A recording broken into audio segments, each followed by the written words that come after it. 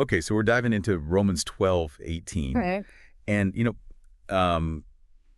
the verse, if it is possible, as far as it depends on you live at peace with everyone, but we want to kind of go beyond the surface level, right? Absolutely. Like you're here because you want something fresh for your sermons and your Bible studies. Yeah, and we found some fascinating perspectives on this.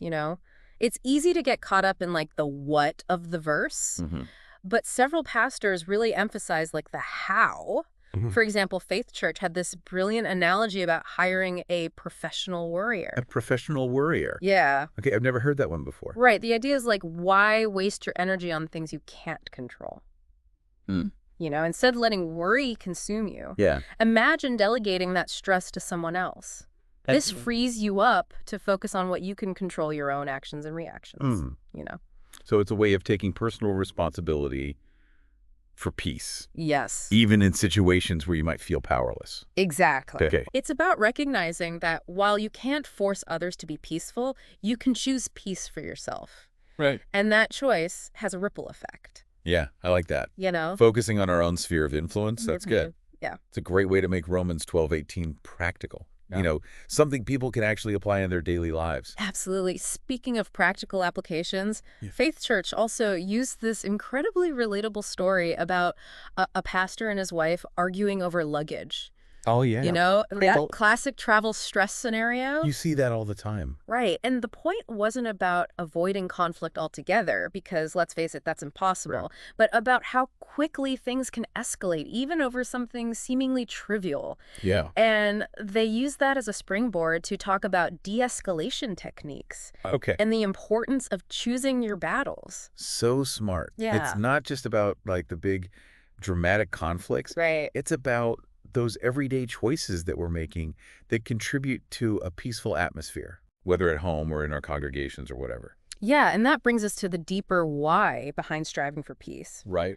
Oak Grove Baptist Church connected Romans 12:18 to Philippians 4.47, Okay. which talks about the peace of God which transcends all understanding. Mm. It's not just about keeping things calm on the surface. Right. It's about reflecting something deeper, Yeah. that inner peace that comes from our relationship with God. So it's about embodying that peace and letting it flow out of us Yes. and impact our interactions with others. Yeah. It becomes like a witness, And a testament to something greater than ourselves. precisely. And sometimes maintaining that peace means stepping back and trusting in God's provision, even when things seem unfair. Okay. And this is where CSFBC's story about the PT Cruiser comes in. A PT Cruiser. Okay, now I'm really intrigued. So the pastor was sharing a story about a situation where he felt deeply wronged. Mm. But instead of getting angry or retaliating, he chose to trust God to work things out. And shortly after, completely out of the blue, he received a PT Cruiser as a gift.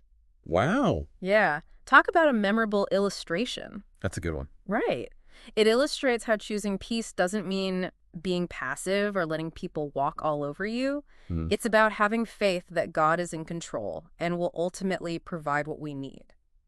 Yeah, it also challenges that prosperity gospel idea. Yeah. That if you just have enough faith, good things will automatically happen. Yeah. This wasn't about manipulating God. It was Yeah. about surrendering control and trusting Absolutely. in his timing and his provision. Yeah, and it leads nicely into how different churches took unique approaches to Romans 12:18. Okay. So, for example, Rock Creek Church focused on conflict resolution, specifically within marriage. Oh, no, that's a topic that's sure to resonate with a lot of people. Yeah. What were some of their key points? Well, they emphasized the importance of humility and prayer when approaching conflict. Okay. And they even brought in Dallas Willard's concept of the spiritual discipline of not having the last word. Not having the last word. Yeah. Oh, I can see how that would be incredibly challenging, but also incredibly powerful. Right. It's about choosing peace over ego, Mm-hmm.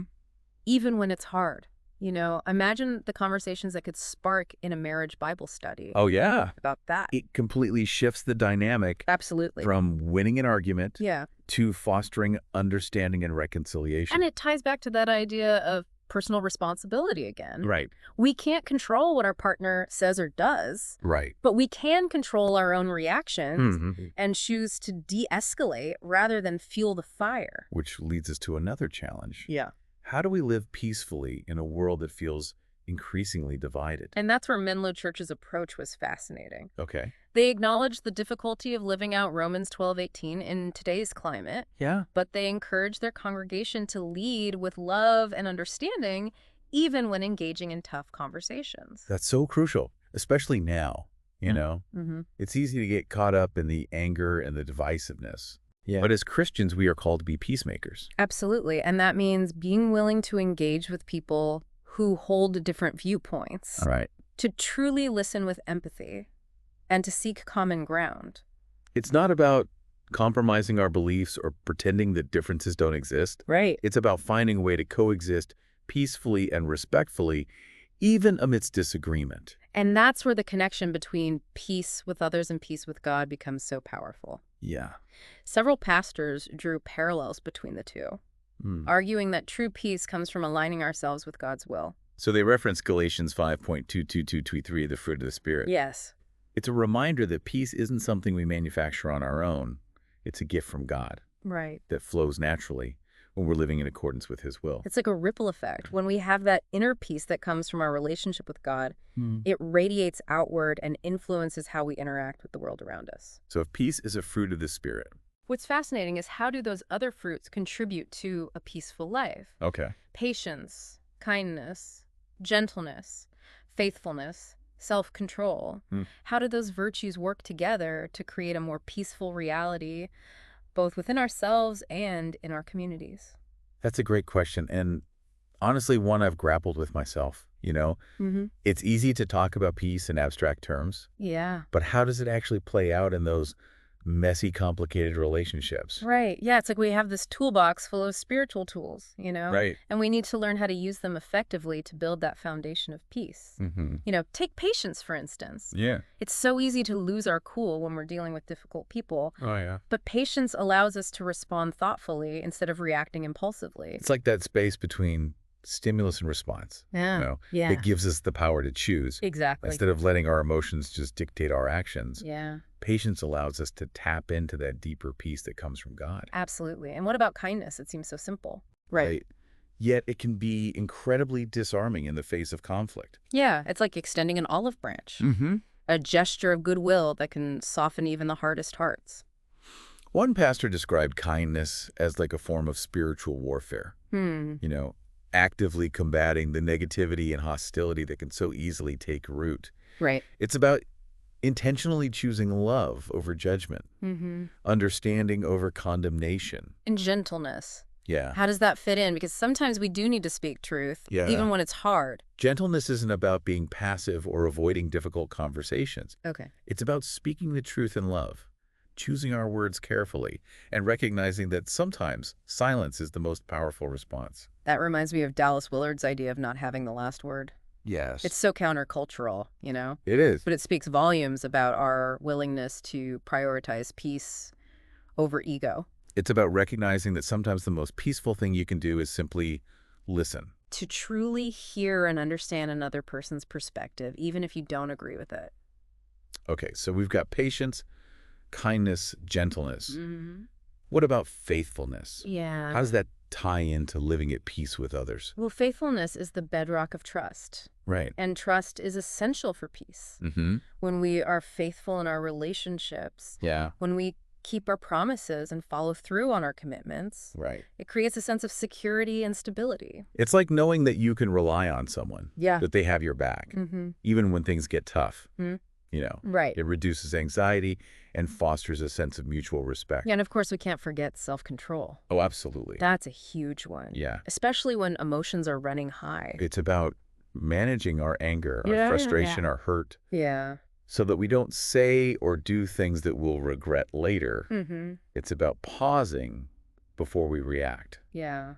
taking a deep breath, and choosing a response that aligns with our desire for peace. One pastor describes self-control as the emergency brake of the soul. You know, preventing us from careening out of control and causing damage in our relationships. So if we can cultivate these other fruits of the Spirit, Yeah. they can actually empower us to live out Romans 12:18 more effectively. That's the beauty of it. Yeah. You know, they work together synergistically to create a life that reflects God's peace. Right. It's not about striving for some unattainable ideal. Right. It's about allowing these virtues to shape our character and guide our actions. It's a process. Yes. A journey of growth and transformation. Yeah. We're not to be perfect at it, but the more we practice these virtues, the more they become ingrained in who we are. And that's where the real impact lies. Right. Because when we embody these fruits, it not only brings peace to our own lives, Right. but it also has this ripple effect on those around us. Imagine the transformative power of a community where patience, kindness, gentleness, faithfulness, and self-control are the norm. Oh, that's inspiring to think about. Yeah. It reminds me of that quote by Mother Teresa, peace begins with a smile. It starts with those small intentional acts of love and compassion that gradually chip away at those walls of division and create space for understanding. And that leads us to another important point that several pastors highlighted. Romans 12:18 doesn't mean that we have to be best friends with everyone.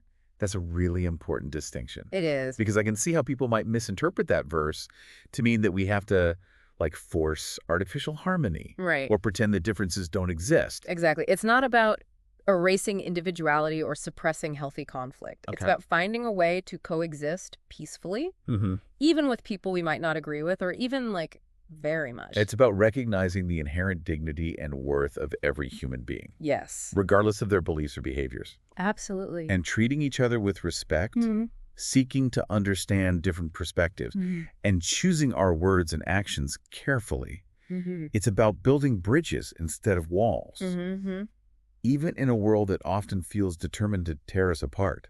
Which honestly is a pretty radical concept in today's world. Yeah. But that's what makes Romans 12:18 so powerful. Right. It's a call to live counterculturally, to be agents of peace in a world that so desperately needs it. And that leads us to a final point that I think is particularly relevant for pastors and Bible study leaders. Okay, I'm intrigued. What is it? Well, several pastors emphasize that living at peace with everyone doesn't mean we have to tolerate abuse or injustice. Yeah, it's such an important point to address. It is. Because I think sometimes in our desire to be peacemakers, we can err on the side of passivity. Yeah. Of letting things slide that shouldn't be tolerated. Right, and that's where discernment comes in. Right. Remember, Romans 12:18 says, as far as it depends on you. Sometimes the most peaceful thing you can do is to set boundaries, to speak truth to power, to protect the vulnerable, even if it means disrupting the status quo. It's about aligning our actions with God's heart. Yes. Which is always for both peace and justice. Exactly. Think of Jesus flipping the tables in the temple. Right. That was a pretty disruptive act. Yeah. But it was rooted in a deep passion for righteousness. Right. And a desire to see God's house restored to its intended purpose. So it's not about being a doormat or avoiding conflict at all costs. Right. It's about understanding that true peacemaking sometimes requires courage, boldness, and a willingness to stand up for what's right, even if it means risking conflict. And it requires wisdom to know when to speak up, when to set boundaries, and when to walk away. Right. It's about being led by the Spirit in each situation. Yeah. Trusting that He will guide us in the way of peace. Which brings us to a really thought-provoking question. If peace is a fruit of the Spirit, and we're called to live at peace with everyone, as far as it depends on us, what does that look like in those really tough relationships? The ones where reconciliation feels impossible. Yeah. Or even dangerous. Yeah, that's where things get really complex. And I think it's important to acknowledge that there's no easy answer, But what's interesting is that none of the pastors we looked at advocated for a passive doormat approach to peace. So it's not about tolerating abuse or injustice in the name of peace. Right. It's about recognizing that sometimes protecting yourself or others requires creating distance or even confronting harmful behavior. That makes me think about the pastors who talked about peace as a reflection of our relationship with God. If our inner peace is rooted in God's justice and righteousness, then maybe true peacemaking sometimes requires us to stand up against injustice, even if it means risking conflict. Exactly. It's not about choosing peace over justice or vice versa. Right. It's about understanding that true peace can't exist where injustice prevails. Sometimes disrupting the status quo, speaking truth to power, or setting boundaries is the most loving and peaceful action we can take. It's about aligning our actions with God's heart. Yeah. Which is always for shalom, that wholeness and well-being that encompasses both peace and justice. One pastor used the analogy of a garden. Okay. He said that cultivating peace is like tending a garden. You have to pull out the weeds, create healthy boundaries, and nurture the plants that bring life and beauty. Hmm.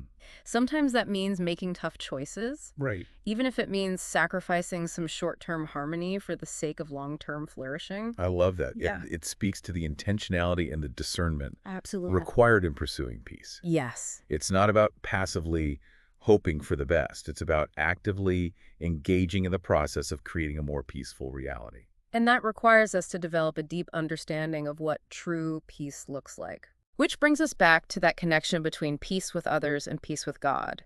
When our own hearts are at peace, when we are rooted in God's love and grace, it gives us the strength and wisdom to navigate those complex situations where the path to peace isn't always clear. So it's not about following a set of rules Right. or trying to force a particular outcome.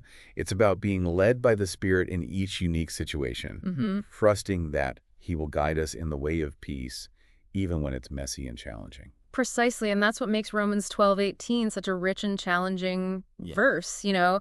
It's not a simplistic platitude. It's a call to a lifetime of learning and growing in our understanding of what it means to be peacemakers in a complex and often broken world. Well, I think we've given our listeners, We have especially those preparing sermons and leading Bible studies, a lot to chew on today. a lot to think about. And as always, we want to hear from you. What resonated with you in this Daint Dive? What are your own struggles and triumphs when it comes to living at peace with others? Share your thoughts in the comments below, and let's continue this conversation together. Until next time, keep diving deep.